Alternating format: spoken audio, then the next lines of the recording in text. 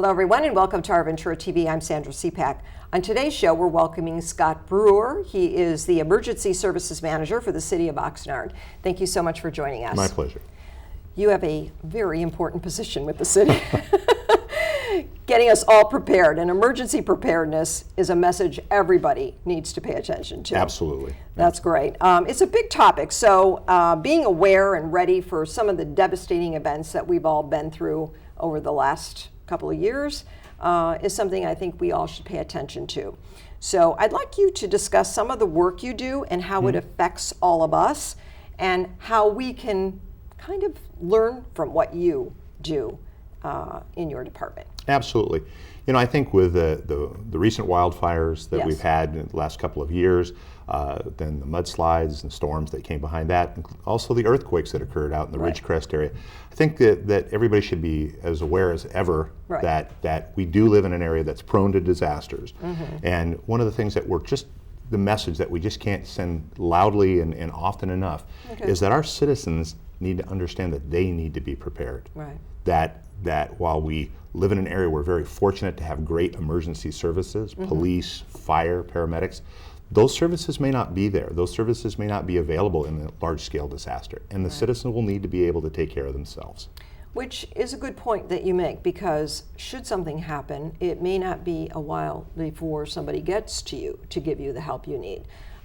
We found that even in the past with fires and earthquakes and things like that, it may take a couple of days for you to have emergency services at your door.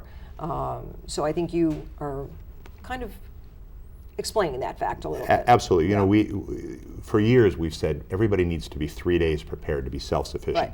With the recent disasters, we've examined that and we said, no, really, it's better to be 5 to 7 days self-prepared. Is that right? Okay. And that's a lot. I mean, to have all the food, water, medication, everything that you would need to take care of yourself and your family for 5 to 7 days. That's incredible. Okay, so it is a little bit longer now. Absolutely. Okay. I think that ready and resilient is a phrase that we all should kind of pay attention to. Can you explain that a little bit more? Sure. You know, for years we've had different aspects of emergency preparedness in the city. And this year we said we want to make sure that people understand that all of those are a part of the community preparedness. So we started a campaign we call Ready and Resilient. And what that means to us in the emergency services is it means a community that understands what type of disasters can occur, earthquakes, fires, floods, tsunamis, and then takes meaningful action to prepare themselves to live through it and recover from it. Because we not only want people to make it through this event, we want our community to be able to come back and be vibrant again. Right. And I think with this type of program, you work a lot with local organizations, schools, and of course groups, and many people throughout Ventura and the Oxnard area. Yeah, it seems there's different approaches to get to different people. We send the message out. We use every aspect that we can. We use social media. We work with the school districts. We work with local community organizations, churches. And in Oxnard, we have our individual neighborhood councils.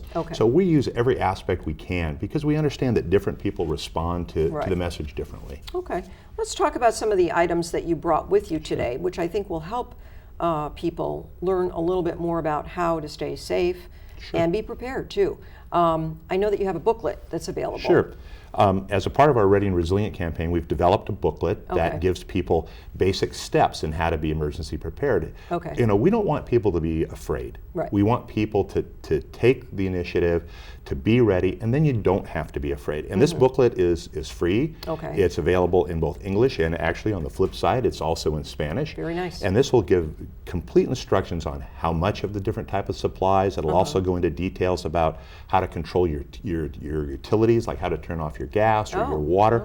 And these are completely free, and they can get this at the libraries in Oxnard. You can also download it from the Oxnard Fire Department website. You can download it both in English and in Spanish, or you can come by the main office of the Oxnard Fire Department and get copies. That's wonderful. It's good to have that just to refer to and kind of get a little bit more acquainted with it before something happens. I think that's really the ideal situation, so that you're not panicking at the last minute. But it's a good educational tool for people. Absolutely. You know, we say that once that disaster strikes, 99% of your opportunity to do anything about it is probably over. That's so this true. is a great reference and a great opportunity for people to get some basic information. Okay. There's also a tremendous amount of information available on the different websites. The Red Cross has a lot of great information. Okay. The County of Ventura also has great amounts of information, as does the City of Oxnard. And there's really no lack of information. It's just that we want to make sure people know that it's available, go to it, and then actually take some steps. Because it's easy to ignore this, particularly around everything that we have in our busy lives, holidays, school events, family events. It's easy to put this to the back of your mind and the back of things to do, but it's really important. It's important. It really is. It is important. You also mentioned that when people are wanting to be notified about something that's occurring, you have something now that you can put on your phone or your website or your internet is available. There's a program. It's put on through the County Office of Emergency Services, but we also utilize it, and it's called VC Alert. And it allows people to go into this program and actually sign up, and they can set the hierarchy. I want you to call my home first if there's an alert. If I'm not there, then call my cell phone. It's completely free. You won't get spam, you won't get advertisement. It only is activated should you be in an area that requires information such as evacuations or some type of protective measures that you and your family need to take. So in the event of an earthquake, a fire, a flood, that will be activated onto your phone. So you will get an emergency message. To either evacuate or to know that something's coming. That is absolutely correct. That's great. Is that something that you feel will be a vital, important tool for people now? I do. I think that's, people are expecting that information to be pushed out. We're relying more and more on our social media and on our electronic devices. I do think it's also important, though, that people remain aware. And we kind of go sometimes back to old school. Do you have a battery-powered radio? If the whole system does break down, do you have a way to get information? We say, we do need to have preparedness, food, water, medication. But the other thing that people are going to really need and they're going to want is information. Accurate, timely, and official information that gives them instructions. Which is good, because if the electric is out and the power's gone, you better have something that you can rely on. Your internet isn't going to be there. Your internet. So you really need to have, like you mentioned, a battery-powered radio. Where you can kind of tune in and find out what's going on in the area. What are some of the other things, really important things that you should have on hand? Well, certainly, if you have family members with special needs that have any type of special medical requirements, if you have pets, we always we forget about our pets, and we love our pets, and we're going to want to take care of them as well, small children. But the other thing we also want people to have is some real basic things, and this doesn't just apply to disasters. This applies to every day. You should have a basic fire extinguisher and know how to use it. This is just an inexpensive dry chemical fire extinguisher that you can obtain at any hardware store. And the time when you need it, you need it. And so this is something. Also, a basic smoke alarm. We constantly remind people to change their batteries, but in their smoke alarms, and many times when the fire department responds to a fire in a home, they find out that they had a smoke alarm, but the batteries were dead. What good is it going to do you now? You got to have something that's working. The newer type of smoke alarms have a 10-year battery. So wonderful. Once you put it up, you can kind of, at least for that 10 years, put it up, set it and forget it. So it's just critically important, and it's very sad when we do respond out and people are hurt or injured. For the lack of a very inexpensive device and a basic fire extinguisher. Where should you keep should you keep it in the kitchen?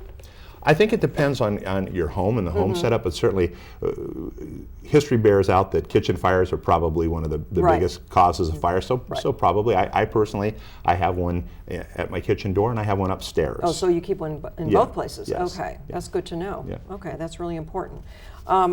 I think it's also good to know that when a disaster strikes, you really have to be knowing how to be prepared. And I think when you're in that situation, when there's absolutely chaos going on around you, you have to stay calm and be prepared. Let's talk about that and how you handle that with your team of people through the city.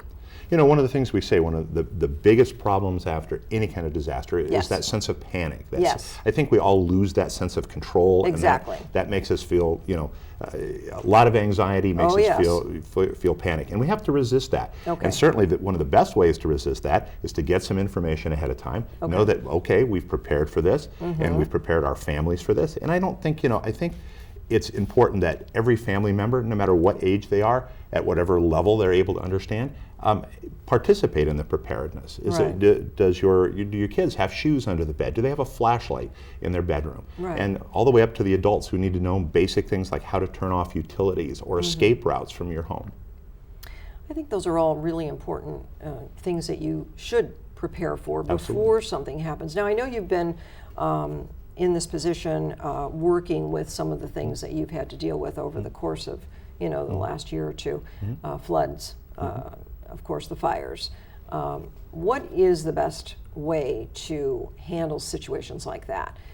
Ready, set, go is, of course, through the fire department. Is that something that you Sure. definitely talk about as well? The best ways to handle this is truly to stay informed, Okay. to get information. And you have to be a little cautious where you get your information. Sure. During the fires, a lot of what we had to do was rumor control. Okay. And there was a lot of misinformation going out on social media, and people were communicating that information. So you have to understand the source. The source needs to be an official source, such as your local government, the county government, and you have to get your information that way. And then you have to just be aware, and you have to just stay ready to go. If you are told to evacuate, and this is something we cannot stress enough, is if you are told to evacuate, you need to evacuate. Right. We take evacuations very seriously, and we don't do them easily, and we don't do them quickly. These decisions are made based on public safety, and Absolutely. if told to evacuate, please evacuate.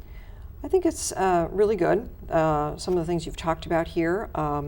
So we're going to see more of this, I think, you know, from your department with you going out and giving speeches and talks about this to different schools and organizations. More and more people will be aware to make sure they have all these things. Yeah. If you could share the website with us so that we could get a little bit more information if folks want to get more on the website.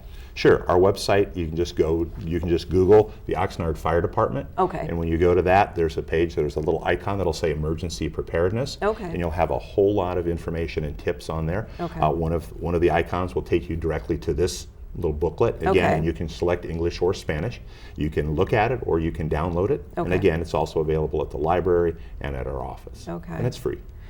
In closing, what are some of your comments that you feel about being better prepared and ready for disaster?